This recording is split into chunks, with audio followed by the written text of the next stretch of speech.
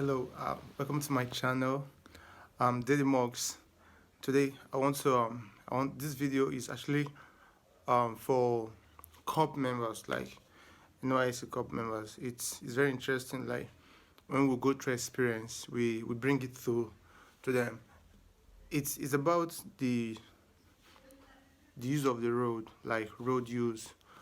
Just like most times or virtually, couples are posted to different locations, different states, and when they get to those places, they really don't have experience or an idea what's happening or how things are be done in those places.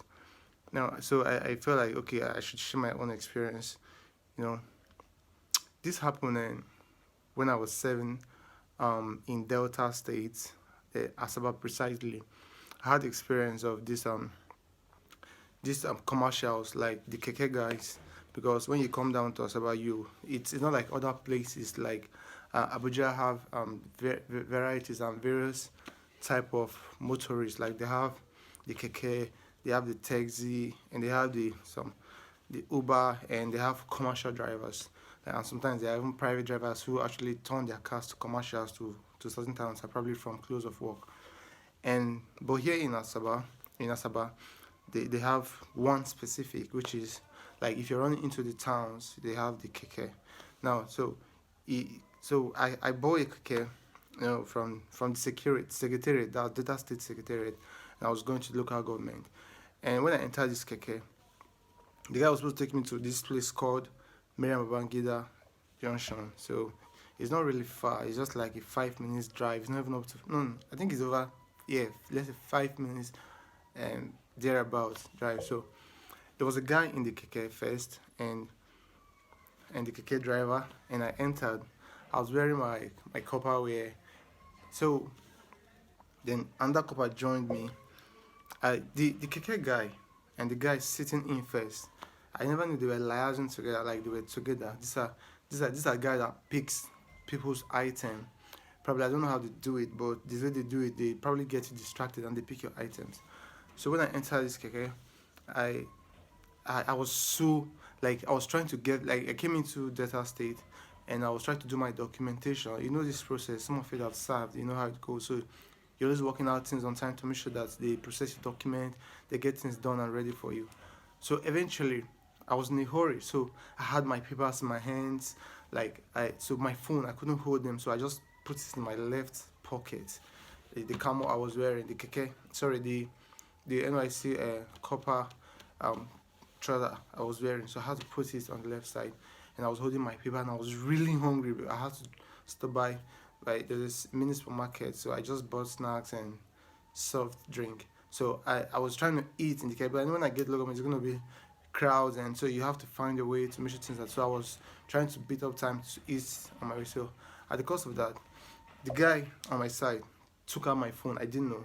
I was holding 500 naira, and he was like, the driver was like, okay, do I have change? I said, no, I don't have change. I have 500. So okay, don't worry, I should forget it. That he's gonna drop me. So I never knew that the guy sitting by my left has taken out my phone, because there was a copper sitting at the other side too. So it was just the guy and the driver. So the guy took out my phone. When I got to Marabagida Junction, is in Northwest Filling Station at that express point. So immediately I dropped. First thing I did was to check my phone, and I realized that this guy, before I even get, when the guy took out the phone, I didn't know, but they wanted to stop me halfway, and like they want to turn. I was like, why are you turning here? But you agreed to stop me at the junction. He was like, okay. So when I stopped, the guy turned. I did like my phone was going. If I could raise an alarm, they zoomed off. So, and that was a very bad experience, considering the fact that coming to that state for the first time, and I literally didn't know anybody, so there's no way I could contact anybody. It was frustrating. Oh my god, if he had seen me, I had to scan my documents and look. I was trying to chase the KeKe, and people were just looking at me, and the guy just zoomed off. I was devastated. I was confused. For like 3-4 days, I couldn't reach anybody from where I'm coming from Abuja, where I'm coming from. So that was it. So, but I feel like, okay, this experience I should share to corps members, those that are still serving and those that are still going to serve in the future time. Please, whenever you're in Asaba, which I've had experience with, and you're trying to board a KeKe, be sure that you are conscious of who is sitting uh, by your right and by your left. It doesn't matter where they enter. Most times these guys, they can be too smart. They will just he will have an empty ticket, probably one person, then another person to occupy the place. So you sit in between. Then they have probably another person like at the front, like ahead. So maybe the other guy, the reason why that guy occupied the third seat, so nobody was sitting. So he will just drop. You when somebody drops halfway, you like, oh, you feel relaxed, like, okay, actually these guys, they are not robbers, but they're actually working together. They have a smart way of doing it. So when he drops, then the KK guy moves on. At the cost of moving, he's going to pick somebody else ahead, and you probably feel, okay, he just picked somebody dropped, he picked the passenger. So you never knew that the one that he picked was also part of the crew. The one that dropped before was also part of the crew. So you just have to be conscious, and before you enter KK, always be observant. But one key point I want to give is, I want to pass on.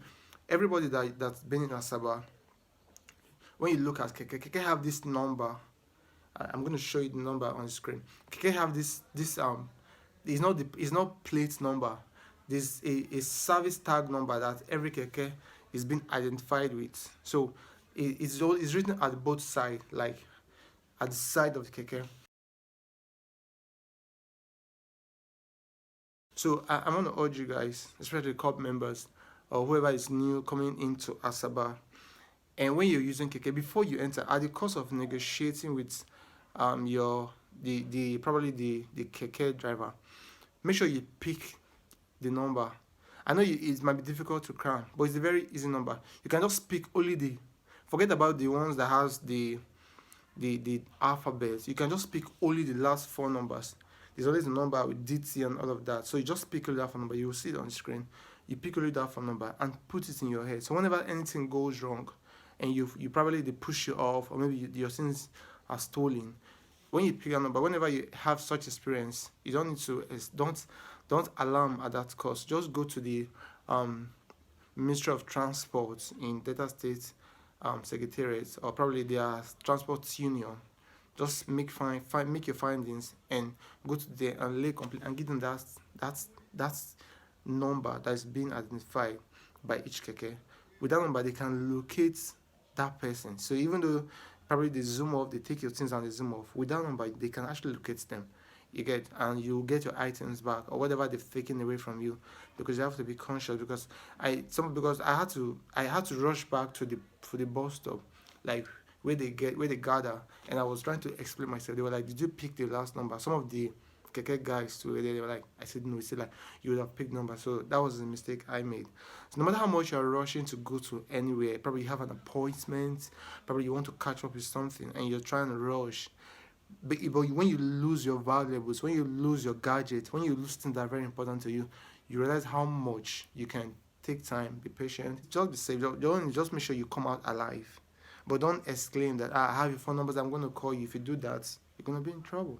So what you're going to do is just keep it in your mind and be silent.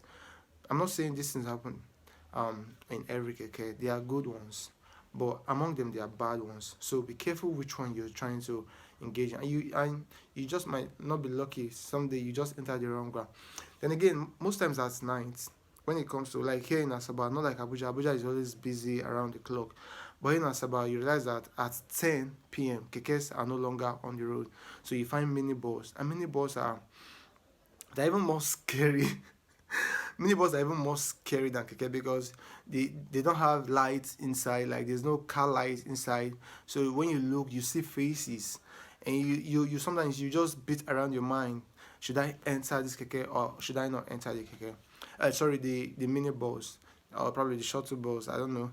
So, but whichever, you try to put your heart in your hand, and you just take the risk to enter. Same thing applies to them. They also have a number. And again, one other point, whenever you're entering a KK and you realize that there's no number, because most times I've had a scenario or an incident, a story, where somebody was explaining that his phone was stolen, but the KK, there was no this number on it. So most times, these guys, some of these KK guys, they don't own this KK. Some use it at daytime, while others use it at night time. So some go to rent at night and use them for probably to make ends meet, while others use them for negative things, to just take away things from people and make them feel unhappy and uncomfortable. So whenever you find a keke within those hours, like late hours in the evening, because this their student things is always in the evening. Whenever you do that, and there's no number, like there's no side number, not plate number at this time. I'm not talking about plate number here. There's no side number. Don't, like, don't get into that keke. You rather even trek, because you always find their police at probably point, 1 point, like probably a kilometer distance from the other. So you can easily trek on the road and be conscious of your back the way you walk. Because some of us, sometimes you just find yourself doing things outside and you can't go home on time and you close up late. Probably it's work, probably it's something different. But as long as you're out at that hour and probably 10 o'clock is catching up to you, sometimes they even rob at 8 and 7. They'll just be in keke and they'll rob you and push you off. No worries. Just take this little key points that I have actually given up here, and trust me, probably it will mitigate the way the robbers are always operating. And please, if this video it's helpful and it's very important, share it to every NYSC Corps member groups. Like they have Corps members in various CDS. Please share it and let everybody have a hint.